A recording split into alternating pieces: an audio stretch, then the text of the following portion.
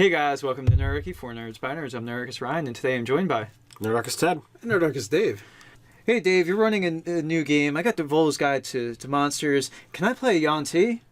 Tired of these mother effing snakes in my mother effing adventuring party. I'll take that as a no then.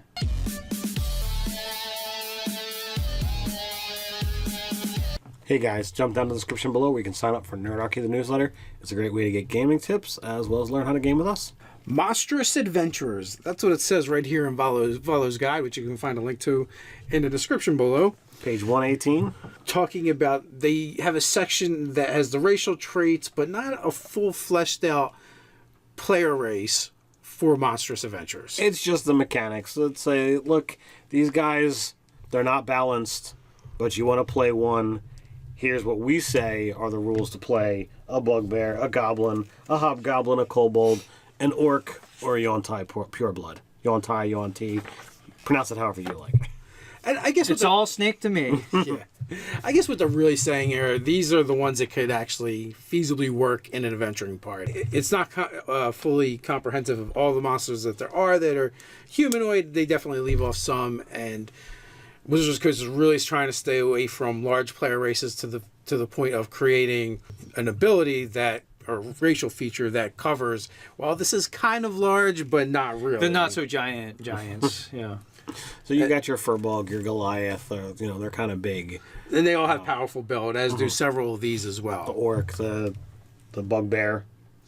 Yeah, which I was kind of surprised that they gave it to the orc. Because they don't, I guess they just wanted to say something like they're really, really strong. I would have liked it more if they gave them like one of the half-orc abilities. Like the one to like drop back down the one Tenacity or the Savage Attacker. Yeah, Savagery or whatever that one is. Like, yeah, one of those two abilities in lieu of powerful build I thought would have made a lot more sense. I think the idea but behind that was like, look, we want you to play the half-orc. We don't want you to play the full-blooded orc. And legitimately, if you look at the two options, half-orc is better. Like, there's nothing to me that incentivizes me to play the orc unless I've got a cool role-playing thing that I really want to do that. You really, really got to want to be an orc. Or you want to carry a shitload of gear. Like, I just want to be a Mr. Pack Mule. I want to carry weapons racks. Then you play Goliath to be better. Yeah.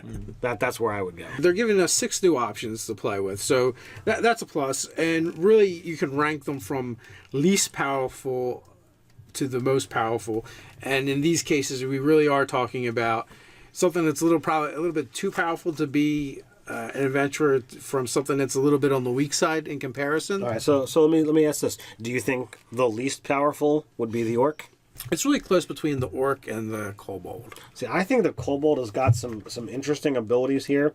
Having the pack tactics and grovel, cower, and beg, which is a fantastic, funny ability. The name itself is hysterical, and then the ability is incredibly useful because there's no save on it. It just happens. So, like, all right, I'm going to sacrifice my turn, do a little bit of RP if the DM forces me to, and my party's going to get advantage. Like, I think that's hysterical, and they can do it every time they rest. Yeah, I guess, the kobold and the orc, they are the only ones that get a penalty to a stat, which is the other thing. With that penalty to a stat, you're probably right. The orc might be the weakest of the lot, and then the kobold would be probably the next weakest. Right. So because they both have an actual negative, and let's face it, a -2 to strength. If you're playing a kobold, you're probably not doing a strength build anyway. So do you want to, if you're using the standard stat array, are you going to put a 10 there to only wind up with an 8, or you're going to look at a 6? But strength is generally considered the weakest stat in the game, because unless you're actually doing melee attacks, strength-based melee attacks, it's used for very little. Or wearing heavy armor. But yeah, they go hand in hand. There is also the thing of, like, there is a few monsters and a few abilities that force strength saving. There's, like, if something's going to swallow and eat you, or you need to break free of them, you just lose. Well, I mean, I guess you could probably, like, acrobatics out of some of them, but some of them are specifically call out strength as the ability. Specifically the Froghemoth, you're done. You're a kobold. You're going to lose. You stab it from the inside. Hands down, the Yuan-ti Pureblood is way out of the charts for power. Above the pale of being able to Yes. for a playable race. It is by far and above the most powerful set of abilities that you would have as a PC that you get racially. A lot of DMs are just going to say no.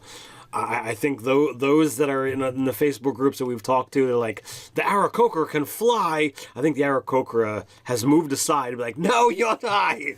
Yeah, their spell casting, their magic resistance, poison immunity. They're great for playing a sorcerer or a wizard or a bard. Or a rogue. I mean, just thematically with the rogue. It's kind of Well, cool. statistic wise, Yeah. they have charisma and they have intelligence. So any of those kinds of casters, they're going to be really good at.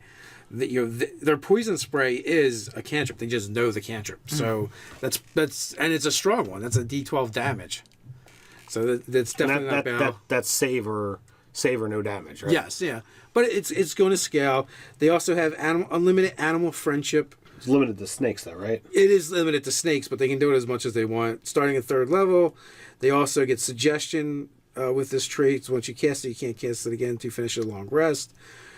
So definitely not bad. I know I've seen different commenters. They're really excited about being able to play a Yuan-ti Pureblood, and I see why, because they're freaking awesome.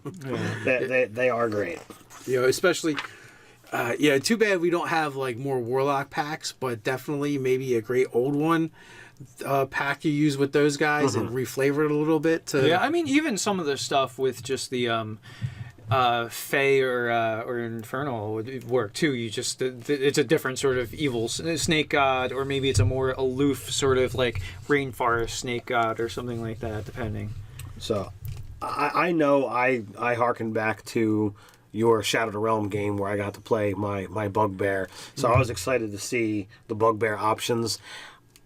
And as we talked off camera, taking a Bugbear, giving him a pole arm, taking the Battle Master with lunging attack, you can make a character. It's like, yeah, it's 15 foot away. Yeah, what? Oh, And Sentinel. So nobody's going anywhere on your watch. So I think that would be a build that people Pretty are gonna definitely be breaking, yeah. using. He's attacking things from across the room. Yeah, his abilities aren't bad either. Long Limb, which is extra 5 feet to your reach. Powerful build. Sneaky, so they get stealth. They get a surprise attack, which is essentially a watered down version. If you surprise, you're getting 2d6 sneak attack. Yeah. Once a combat, but you have to go first. Yeah, adding those dice into being a rogue though, not too terrible. I mean, especially Rogue Assassin. Those 2 dice become 4 dice. Yeah, Yeah. that's absolutely true. Now they are the only race in the game so far that has a strength and a dex bump. Now for a lot of classes, like that's not really going to be useful because you're either using strength or dex. Now if you wind up going like with medium armor or light armor, Or just being a straight up barbarian who wants that's strength what and I was dex. thinking of barbarian. okay. Because you're gonna want the high dex and high con for your armor class, but to fully take advantage of being a barbarian, you're gonna want to do strength damage. Right, Yeah. that's true. Yeah, and like having a bonus to dexterity saving throw is the most oft used saving throw in the game, just about. Yeah, never a bad thing. So you could, using the basic stat array, you could have 16, 16, 14. Sorry, 16, 16, 13. 13, yeah. Yeah, you'll level. You'll get it. Yeah. So that's definitely a way to go. Goblins, I was really surprised that goblins don't get a minus to any of their abilities either. They're pretty good with dex and con. Not bad at all. The fact that they get nimble escape makes them really good. Yeah. Yeah, that's like the insta rogue kind of thing. The only downside to that is the most apt character for you to play is a rogue with a goblin. Which you'd already get that. Which you're going to get that when you take, second level or whatever level you get it at. Fury the Small was kind of an interesting ability that I wasn't expecting to see in there. And that's basically a short or long rest. They get to do bonus damage. Equal to your level. So that's something, while it's incrementally goes up, it's something that, It doesn't care about multi-classing, Yeah. like that's pretty crazy. So So it's like once you get there, it's like, bam. I actually enjoy the Hobgoblin. I think that's a really cool class as well. I think Or race. Race, yeah. It's definitely a strong, a strong choice, and I expected it to be because of how martial the race really is. You're going to lose out if you go with a fighter or any of the fightery type classes, because you're going to get those armor and weapon proficiencies. But if you choose to go off norm, you're going to be able to have. They those make interesting- awesome wizards Fantastic wizards. Yeah.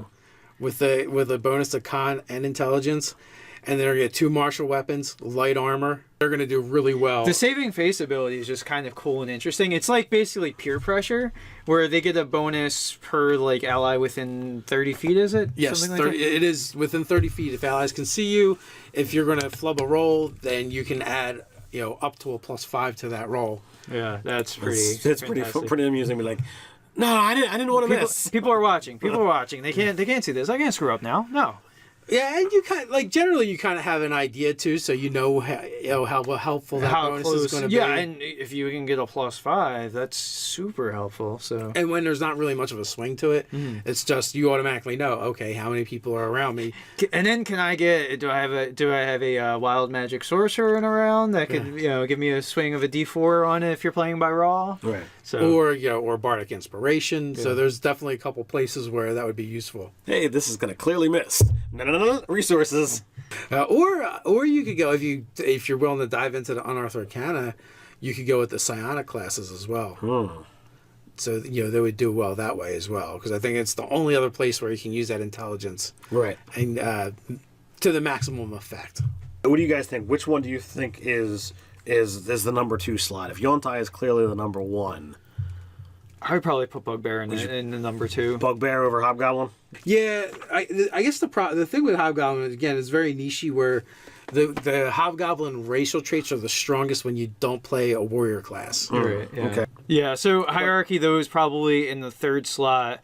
Maybe then Goblin after Hobgoblin. as So far as Goblin choices. Goblin would be number 4, then Kobold, and then Orc. Yeah, probably. But by all means, the idea, I have a concept for like a kobold rogue mastermind bard who basically being pathetic is like his asset, and I think that would be hysterical to do. So we'll probably do a video on that guy and really expand it out. I think it'd be pretty amusing. I do like the idea of the bard that grovels. Getting into the Kobold, they do have to deal with the sunlight sensitivity, which becomes an issue. The grovel, cower, and beg. They basically they take their action, fall on their knees, and beg them not to kill you, and it grants advantage to all your allies. You do wind up with pack tactics, so if you got an ally within 5 feet, you're going to get advantage, which is fantastic. Well, really, that mitigates your sunlight sensitivity too, Well, by and large. there is that as well. Yeah. The orc, really, the only thing they get is they get powerful build, which is kind of odd for them. Menacing, which gives them intimidate, the same as a half orc, and aggressive. That's like the only thing that kind of stands out for them, is being able to take that extra bonus action To move. to move if you're going to attack. If you're playing with trope, either a fighter, ranger, or barbarian, the orc can work. It's not horrendous. You're going to get that extra bonus action that you're going to be able to use, especially for the barbarian that usually doesn't get to use it. So that's extremely helpful.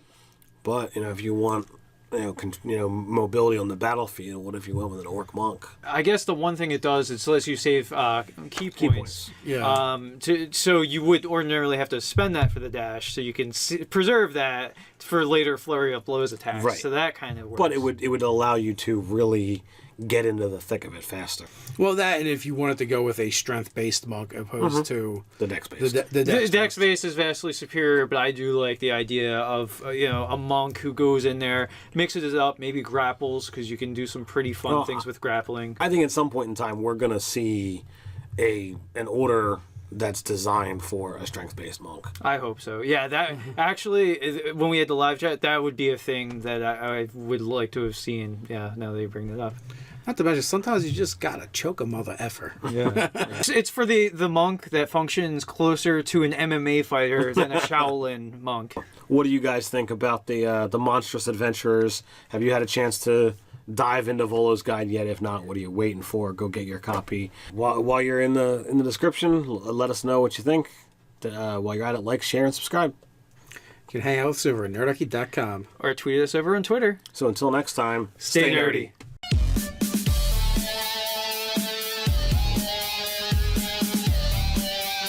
Hey guys, welcome to Nerdurky for Nerds by Nerds. I'm Nerdurkus Ryan, and today I'm joined by... Nerdarkus Ted. And our Darkest Dave. Hey Dave, you're running a new game. I got Devol's Guide to Monsters. Can I play Yuan-Ti? Tired of these mother effing snakes in my mother effing adventuring party.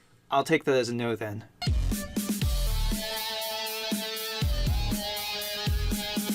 Hey, it's just the mechanics. Let's say, look, these guys, they're not balanced, but you want to play one. Here's what we say are the rules to play a bugbear, a goblin, a hobgoblin, a kobold, an orc, or a Yuan-Ti pureblood. Yuan-Ti, Yuan-Ti. Pronounce it however you like. And I guess It's all snake to me. yeah. I guess what they're really saying here, these are the ones. Guys, jump down to the description below where you can sign up for Nerdarchy, the newsletter. It's a great way to get gaming tips as well as learn how to game with us. Monstrous Adventurers. That's what it says right here in Valo's Guide, which you can find a link to in the description below. Page 118. Talking about, they have a section that has the racial traits, but not a full fleshed out player race for Monstrous Adventurers. Yeah.